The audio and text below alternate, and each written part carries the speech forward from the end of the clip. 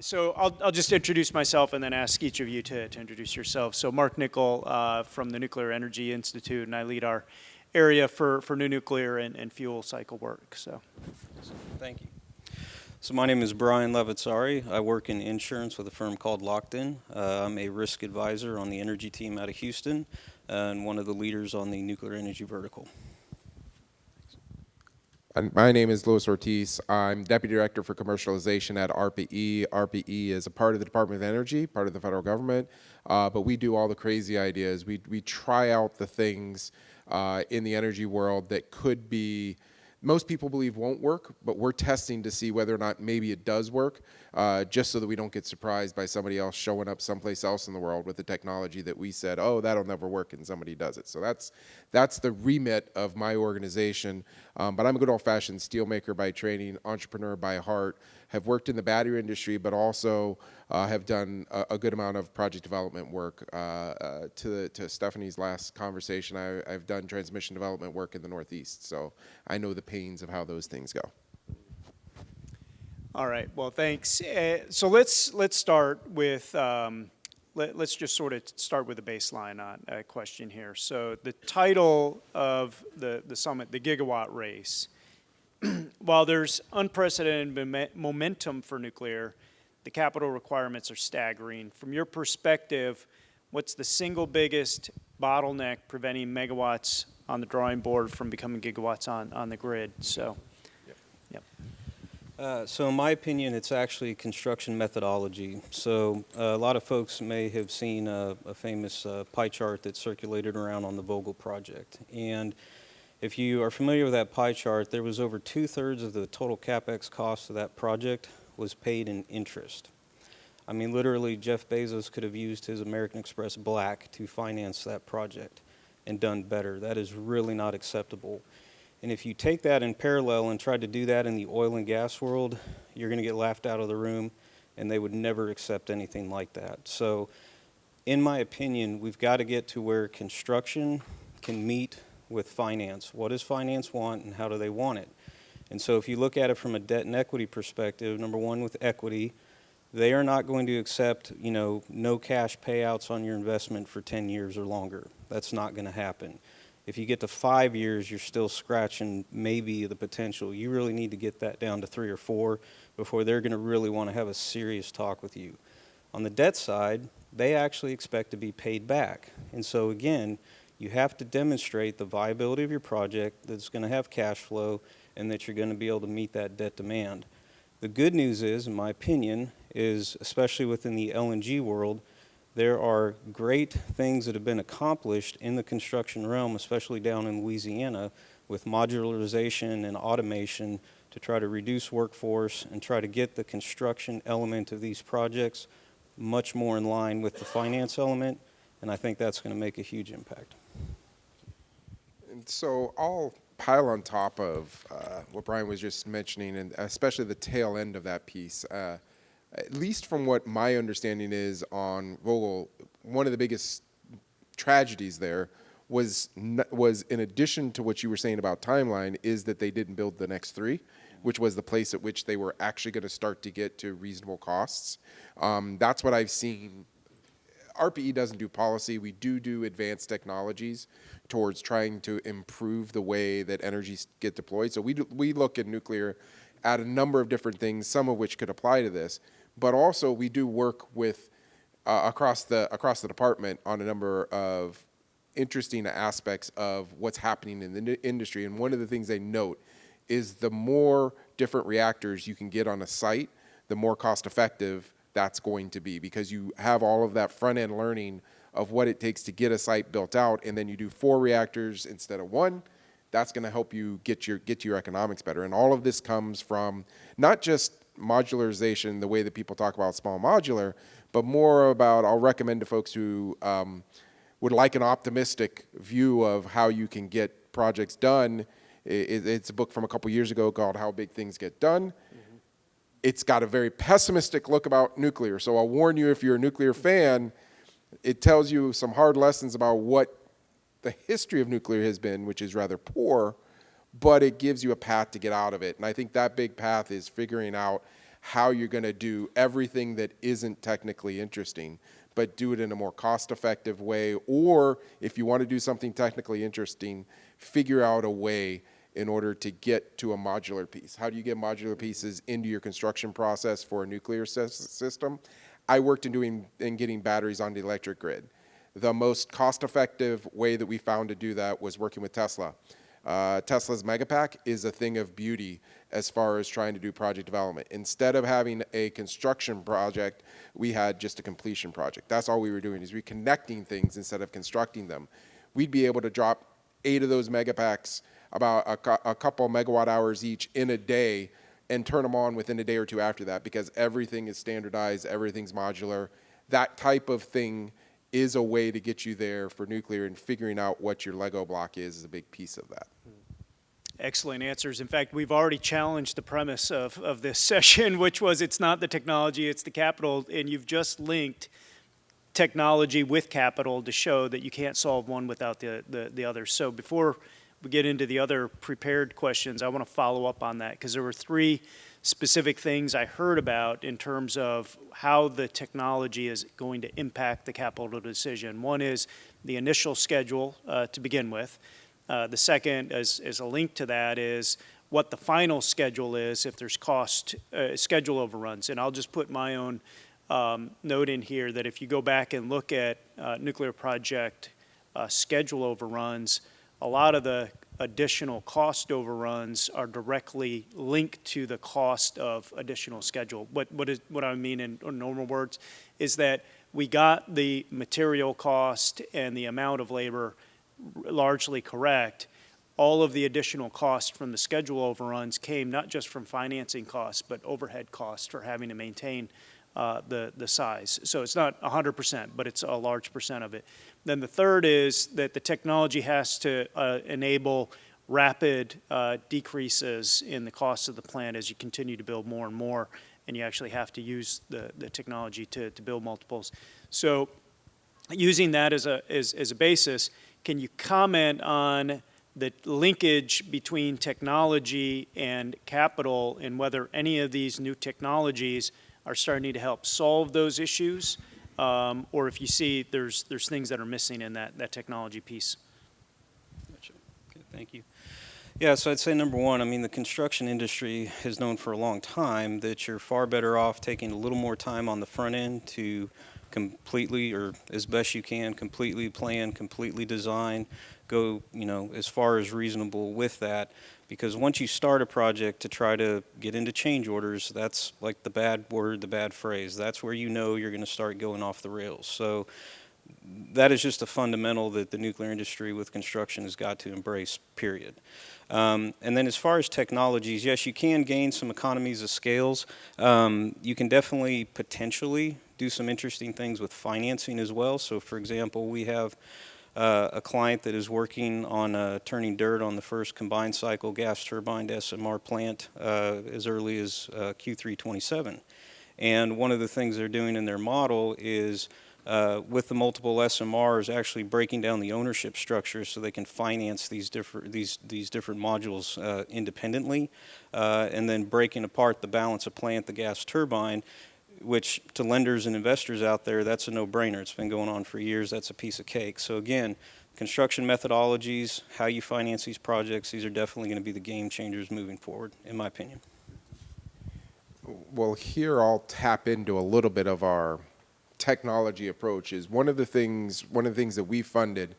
You wouldn't think that this would come into this stage, but it's very much like Brian was just saying. You want to go slow them fast, measure twice, cut once. We funded a software solution that was entirely focused on nuclear technologies and the construction and managing the construction process, and not just like, okay, we're gonna do a better version of Microsoft Project. Although, to be honest, when I got to RPE, that's what I really thought the program was. I'm like, and what we had to do is we had to talk to those folks and really help them understand. They actually turned into a product that they're selling to Duke Energy as a substation upgrade management process, because there's more of those, and they can cut their teeth on figuring out how their process works to document, especially as we have new and different regulations around, let's call it FIAC, any of these other proof of supply and proof of identity, all of the validation things, if you get it integrated into the process digitally, and you've got a process for doing it, this company's called PowerN, that kind of a technology thing is the thing that goes alongside typical well-established construction management people that has the specific nuance of the nuclear pieces that people have to check boxes on. And that was just going to be my simple question back to you is like, what is it that's causing all those non-technical schedule delays? I don't know. You know the industry better than I do. Yeah, and so just a plug, NEI's done a lot of this work. I mentioned earlier in the NEI Q&A, we put together the best practices for construction, both from things that went well and things that didn't go well, including the Vogtle 3 and 4, and including outside the industry. A couple of things we learned. First, there were 59 best practices in 14 different categories. The first most fundamental thing we learned is that we did not learn anything new. All of those things were known from certainly the first go-round of nuclear construction. I'd suggest probably the beginning of time those things were known. The problem isn't knowing what the best practices were. We did consolidate them all in one place. That's a very helpful resource for people not to have to find them in different locations or wonder what the entire set is. The problem is that people were not implementing them. And so we had to ask ourselves the questions, well, if they knew what they were, but they weren't implementing them, why? And there were a couple of main reasons. One is that there were incentives that forced them not to use them. So there were the tax incentives that would expire would force a company that if I want that tax incentive, I have to start construction here. And you know what? Whether I've done the measure twice yet or not, I better start, because if I don't start on time, I'll never get that tax incentive. So policy construction or policy frameworks have to make sure that they don't inadvertently incentivize the wrong behaviors. The second is that there's hubris, and this is everywhere. It's somebody thinks, yeah, I like your best practices, but I'm too smart for that. And so we need to, that's a cultural problem we need to overcome. The third one is that for many of the best practices, people know what they are, they don't know how to do them. And so one of the biggest ones, which is complete the design before you begin construction, right? You just talked about. People say, yeah, I want to do that. They might think they've done that. They just don't know. And so NEI, we actually put together, recognizing we could help with that one, we put together about 5 implementation guides to help translate the what to do into how to do it. So, yeah, sorry. That's perfect. Yeah. Any reflections on that? Okay. All right. Well, then let's get to the next question, and I want to go into the policy connection to financing. So with the premise, nuclear energy is one of the few areas of bipartisan support in Congress throughout administrations. Results are strong policy support in terms of tax credits, loan guarantees, cost shares, regulatory streamlining. What are the green shoots you're seeing coming out of the policy support, and what gaps still need to be addressed? Well, I'm still a fan of the tax credits, of course. And when there's no fraud and everything's applied by the rules, it's a great way for the government without necessarily spending money to help incentivize projects tremendously. To your point, though, they do have to be careful because government, incentivizes behavior, and we want to make sure it's a good behavior, not bad behavior. That's why, for example, with the Trump administration coming in, I do wish they had been maybe a little more considerate on these time frames, because yes, what happens is when you say, hey, you got a big carrot here and then we're going to pull it at this date, that can maybe be a little counterproductive. So we want to be careful with those. But the tax credits are excellent. Other than that, in my opinion, the government backing these projects or trying to come in and be supportive, if maybe there's a national security interest or some other pressing, federal issue, I would rather just see them try to stay out of the way as best they can. I like the focus on the NRC and what we can do to try to, create a better system for permitting, for approvals, that is still safe, that, the NRC is the gold standard of the world. And I absolutely do not think we should change or compromise that in any way, shape, or form. And look, even if they tried to, I can tell you right now, the very few insurance carriers that exist in this country right now that insure these risks, they're not just going to, dump all their rules and regulations and say, oh, yeah, sure, whatever, no problem, open game. They're not going to start paying claims on these things. So, there's definitely a fine balance that comes in here. And I think the government, again, stay focused on the NRC, on the permitting, on the regulatory, safety side of the framework, and as much as they can stay out of the financial game, I think the free markets are going to figure out. In my opinion, we're seeing plenty of capital out there. That's not the problem. We just need to get the nuclear industry to think a little bit different again on some of these methodologies in construction and how to marry what, the financial markets want and how they want it. So here we'll see the weakness of not having our third member on the panel, because at RPE we don't do policy. We stay as far away from policy as possible. That gets us out of a bunch of problems and conversations that distract us. I will give a little bit of a plug from my previous experience as a project developer, independent project developer. This was when we were doing independent transmission development.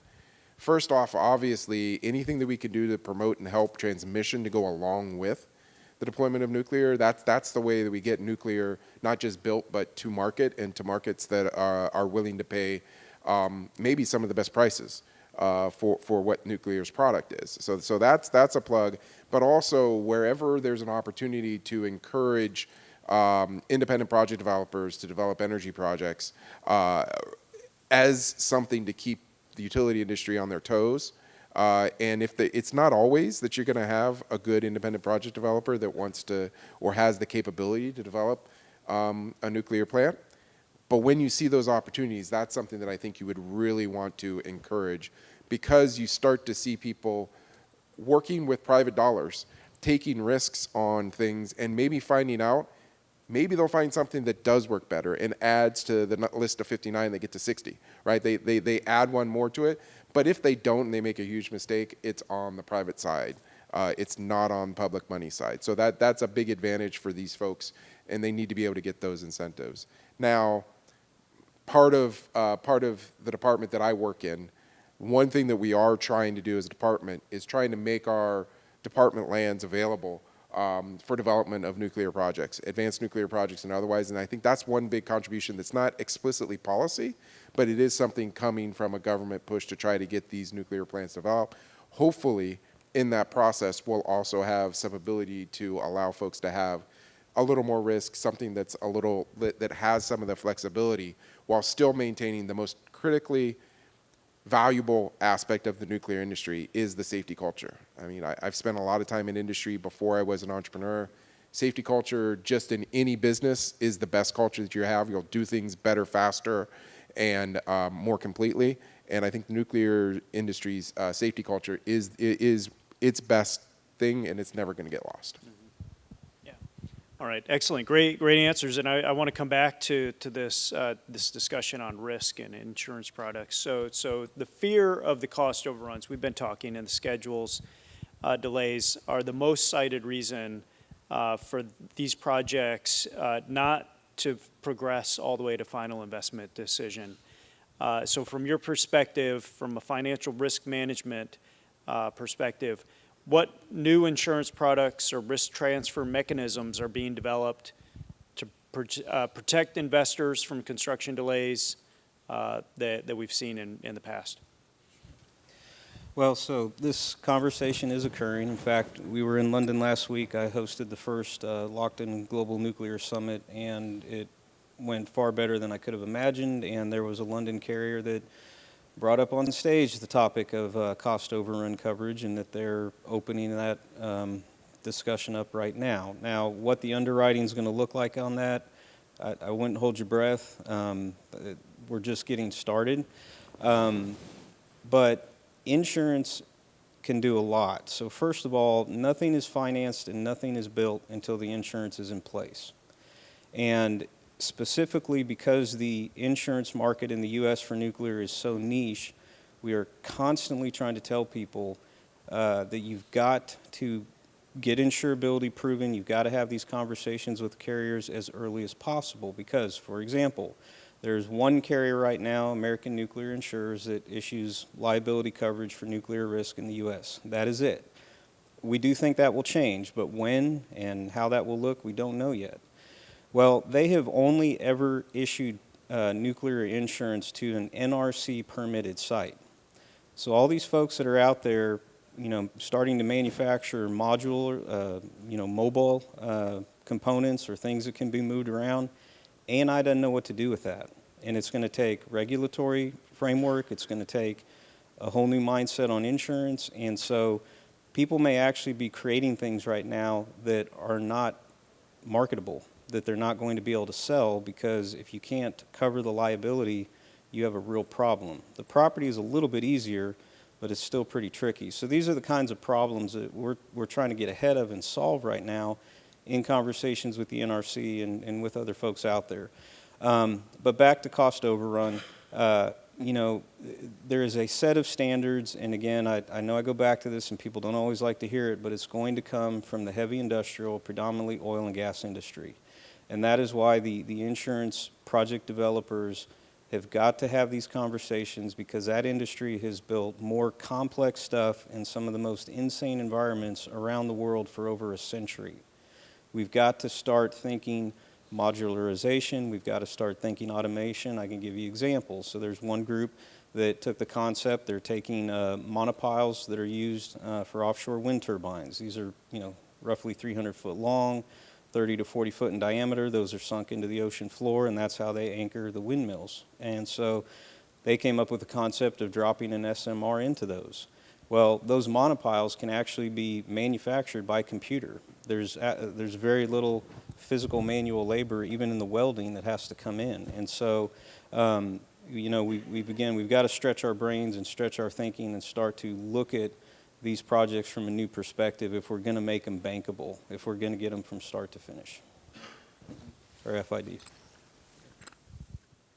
I'd be doing a disservice to try to give a better answer, an additional answer to Brian and what Lockton is doing. Like, what they're doing on this front is by far the types of things. The only thing that I'll give instead of an answer is a suggestion to all the folks out there and anybody else that that's working around this area is there's a lot of infrastructure dollars globally that want to come into the U.S.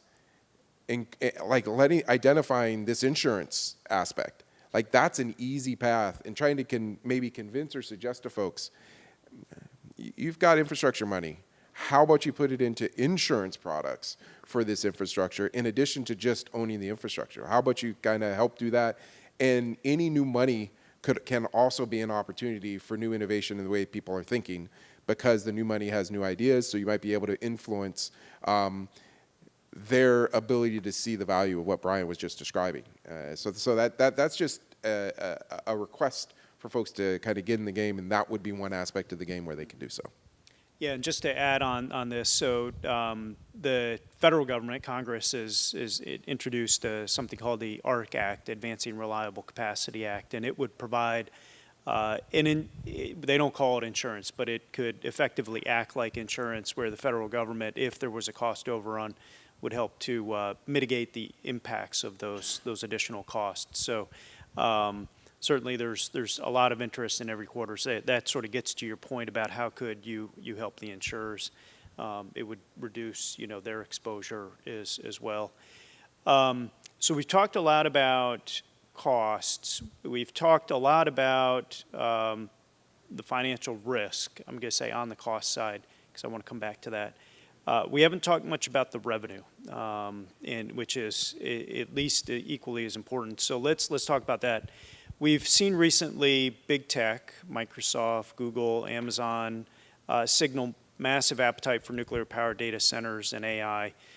How does having a credit-worthy long-term corporate off-taker change the financing profile for nuclear? Well, so from the debt lender perspective, of course, they absolutely love it. If you go in and you tell someone you want to borrow money to build something for Amazon or Google or Microsoft, wow, let's have a conversation. It's a double-edged sword, though, because depending on your balance sheet, you need to be very cautious, we tell people, because if you end up not fulfilling your side of the bargain or, end up in any type of litigation with them, you have a real problem because your balance sheet isn't going to match their balance sheet. And so there's solutions that, again, going back to the front end of the project and helping make these things more bankable that we can do. So we can do credit wraps, for example, that if for some reason they fail, without a material breach to, fulfill their end of something, you might have, debt payments or, be able to cover your overhead for a defined period of time. On the flip side, we actually built a parametric product for the data centers that they can buy called an SLA, a service level agreement, where they can purchase that coverage. And if their power provider partner fails to provide for defined reasons, they can actually be compensated for a defined period of time as well. So again, big balance sheets, hyperscalers, big tech companies can be a real blessing, but we always tell people from the risk perspective, we want to keep everybody out of court, because that's when nobody wins except the law firms. And again, if you're on the lower end of the balance sheet, they can take you to town pretty quick. So again, definitely a positive for getting the lender conversations going, but we want everyone to be careful. For sure, the commitments in those contracts is critical to getting anything pulled through, especially if you're working with reasonably priced capital that you want to get into these pieces. Myself, I'll make an advocacy point here on a slightly different angle, which is, especially for advanced nuclear technologies, I think I would say a lot of those hyperscale, because electricity is such a small proportion of their overall cost for the products that they're selling out of their data centers, I would almost put some of these commitments on the philanthropy side of the ledger. Even though they're a business and they're looking to make money off of it, they're in essence making out-of-market commitments to these technologies, because they both want to see that they have things that they have as far as their own corporate commitments. I think that there's an aspect of that, which is when you're doing something out of market, you're bumping up towards the idea of philanthropy. And so for some of the advanced nuclear, I would say for folks that are working in philanthropy or know folks in philanthropy, helping to use products that maybe isn't for a full gigawatt scale implementation of this, but for it that is something that's within the scale of an advanced commitment through a philanthropic arm as a way to get a demonstration done or a first thing that actually delivers power to the grid. That would be something that would be helpful, and it might be at a scale where you're able to cover it, or maybe philanthropy covers the insurance part of a project or something like that. Something that's too expensive for a pure business deal straight off the top. You either find somebody that's willing to make up the non-business aspects, such as the hyperscaler, or perhaps you can find a way to use philanthropy as a mechanism to help get this project done. It takes many different colors of money to get these projects done. That might be a color of money that could be leveraged a little bit more. All right, thanks. I want to keep on this idea of hyperscalers, their demand and interest for nuclear, and then I want to bring it into the reality of electric market structures. And obviously, we have regulated markets. We have competitive markets. They're not exactly the same, but there are some similarities between them. And so let's look at the reality of these types of deals within a market structure. And we're already seeing within the markets the design of them having, impacts on reliability and resilience, and a recognition that they need new nuclear to address those. But it's really, to this point in time, the market structures aren't conducive for utilities to be able to select nuclear or get to the final investment decision. So now let's put it into play. We've got utilities, we have market structures, we have these hyperscalers that want this product, and how do you see that cash flow, that business model working? Okay. Well, in my opinion, a regulated utility is essentially a bureaucracy, and my mentor taught me the 3 rules of bureaucracy are never make a wave, always pass the buck, and win at any cost. So I don't think it's wise or prudent to rely upon the regulated utility markets to try to help really regarding project development, and especially something that might be newer or a little bit unfamiliar. That being said, though, there is a lot that utilities can do. For example, in ERCOT and the PUC with Texas, I mean, having the flexibility to create, the batch zero program and to try to, broaden and make some sort of changes is fantastic. Unfortunately, and I hope that expands out to the wider grid, but, we still hear a lot of scenarios of, just to get an interconnection agreement and permit issued could take, multiple years. So I don't think from a project development standpoint the utilities can really do a whole lot. They can definitely help. They can also hinder. So I kind of leave it at that. But that being said, too, there is, I don't want to jump to first of a kind yet. Well, I'll touch on one thing here. So the first of a kind or the unfamiliar technology topic comes up a lot. And there actually is a potential insurance solution for that, and it's called technology performance insurance. It's a discussion that you have to have very early on because it can be costly, but there are specialized carriers out there that will take a look at your technology, run their own underwriting program. They're going to need data. You have to understand how they want the data and how you need to package it for them to approve it. But if they do so, they will come in behind your technology and they can shore up your warranties and your guarantees. And then if your technology fails at any point, they can actually step in and make payments to help give you time to correct whatever the problem may be. We can even get you without much cost sometimes to something called an NBI, a non-binding, non-binding indication, and that we've seen have a very strong impact on lenders and investors into projects as well, because it proves insurability and it gives them a little bit more of a warm and fuzzy feeling. So there are, again, ways to de-risk these types of things, but again, they have to be early conversations. You have to understand the cost. You have to give it time, because these are not, underwritten and put together in a day. Sometimes it can take months to do so. Light water reactor technology is something that's, seen as pretty familiar, even amongst the insurance market still.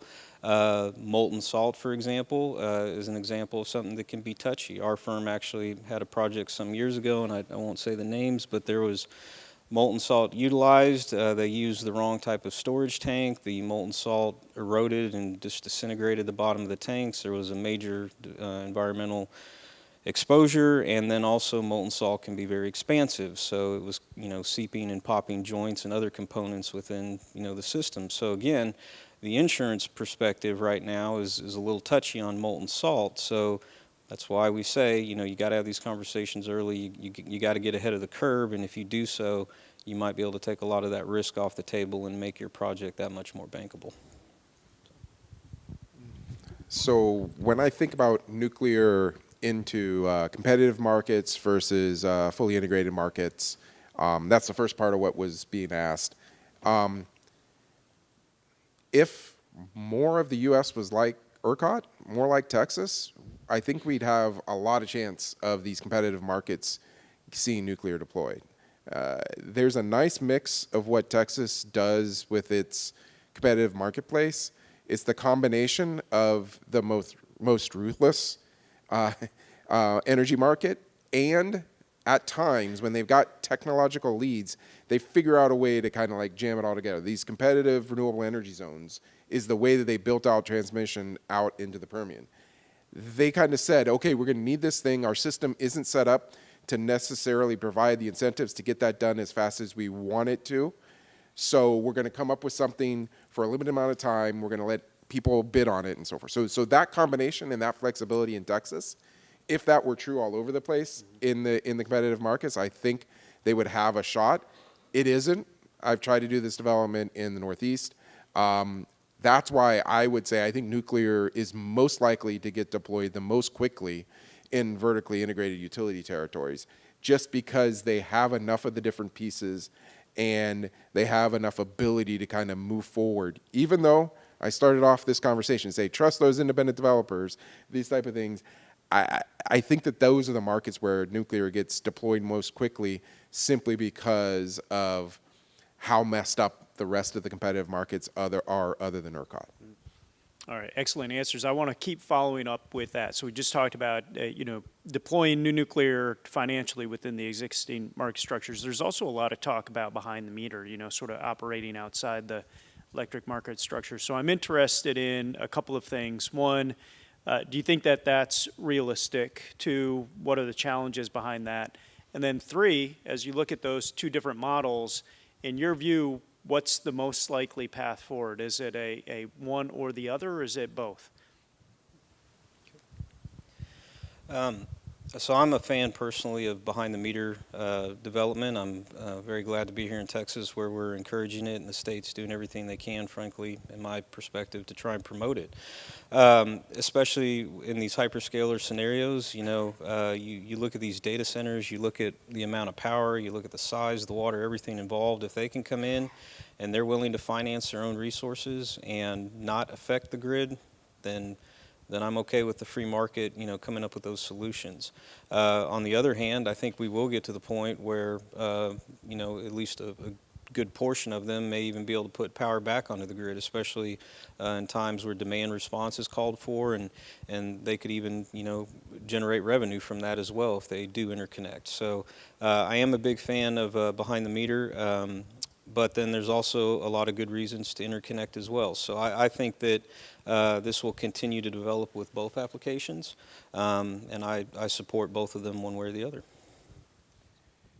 And so when I started doing project development, it was in this oxymoron of large microgrids. We were trying to do microgrids that were being financed by a large electric utility, and so they didn't want us to bring them anything other than, back in 2015, anything less than $100 million. So that's why we had these large microgrids. So I'm a big fan of behind-the-meter assets. I'm less of a fan of islanded assets because the grid is, the National Academy of Sciences in the year 2000, the best invention in the previous century was the electric grid. It's still an amazing asset. So even if you think you don't want to use that grid, and even get the smallest little pipe you can get to the macro grid in order to allow your installation to, and if you want to put everything else behind it and kind of really have a load that's 20 times larger than that, make sure that you're there, because Brian's absolutely right. There are going to be times where either you could really use the grid to help you, or more likely than not, because your technology is going to be probably newer and higher performance than what's already on the grid, that you're going to be able to help the macro grid much more effectively. So behind the meter, love it. Not a big fan of islanded, so I would just kind of like split the hair and say behind the meter, yes, but let's try to make the grid your backup rather than you having assets that are just backing up the electric grid. And when you do those things, I think that you can actually move things through an interconnection queue, a load interconnection queue, much more quickly, as long as people are willing to work with you on the other side about the contracts that are going to come in on that, and their interpretations of the tariff and so forth. All right, excellent. So we covered cost risk, we covered revenue models. Let's come back to revenue risks. And Brian, you started to address it, but I want to broaden the picture into, sort of the revenue risk side in terms of the performance of the technology. A lot of these are newer designs that don't have some of the history you talked about. But also, how does the risk look like going from the first of a kind to nth of a kind? And are there models in there for risk sharing for across those projects? So it's kind of a yes and a no. I mean, look, when the dollars come onto the table, everybody's risk appetite is truly revealed, and nobody ultimately wants to take that responsibility. That's why we say, there is a potential for this insurance solution through TPI, for example, to be put on the table. There is a cost, but if one party doesn't want to get stuck holding the bag, then this is a way to potentially mitigate that. you know, and this is the funny thing, and again, in my opinion, with a lot of this technology we're looking at, to me, it's almost just from where we were in nuclear to the new or the advanced nuclear, it's almost just going from the rotary phone to the iPhone. It's just an iteration of technology that's gotten smaller, more powerful. A lot of the fundamentals, for the most part, are the same. Now, obviously, there's new fuels, and you know, there are cases where the technology is truly brand new, but a lot of the fundamentals are still in place. The insurance markets are really opening up a new attitude and a new mindset to, hey, we want to look at these things. And we had some project developers present last week, and you know, we went into that event with maybe 4 or 5 that were interested in taking a look at the risk. They were all very interested after that. I think we now have, you know, 15 of them that want to step forward and have a conversation. So it is happening, it is occurring, and as that continues to build and the insurance markets broaden and become more accepting of the nuclear risk, the costs are going to go down. So, you know, from going to the quote unquote first of a kind to the, you know, third of a fourth of a kind, that's where, you know, something like TPI can really bridge that gap. And then once you've gotten a few iterations in, then you can, you know, step back from that, let it go, and the economies of scale and the market, you know, comfort levels are there to begin to decrease costs as you move forward. So. Okay. I'll defer that answer. Yeah, no, great answer. Yeah, I wouldn't want to follow it up either. So let's go. I think this will be our final question. If we're sitting here, we get back together in 2030, and we look back, what was the single most important financial milestone that was able to unlock this race to the gigawatt? I'm happy to stall for you for a moment or two while I stall for myself. Gotcha. I mean, it's good. I don't see any reason why I can't steal his answer before he says it. It has to be an insurance product.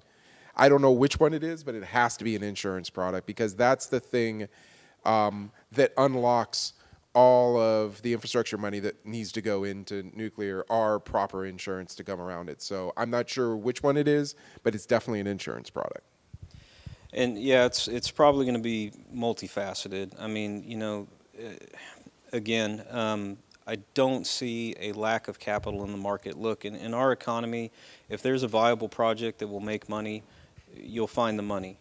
People are every day, as we all are, pursuing, you know, growing their wealth and growing their investments.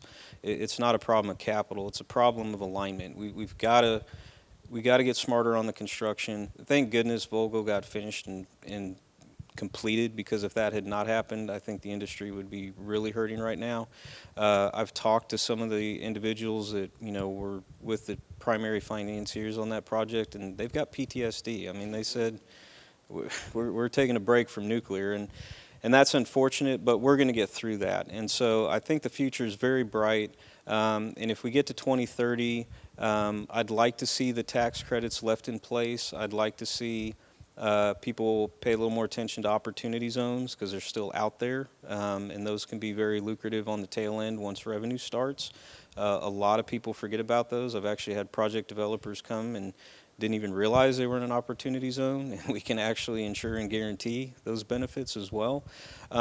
So I think it's not necessarily just one financial mechanism. I think more than anything, it's just a little bit of patience, and let the markets work themselves out.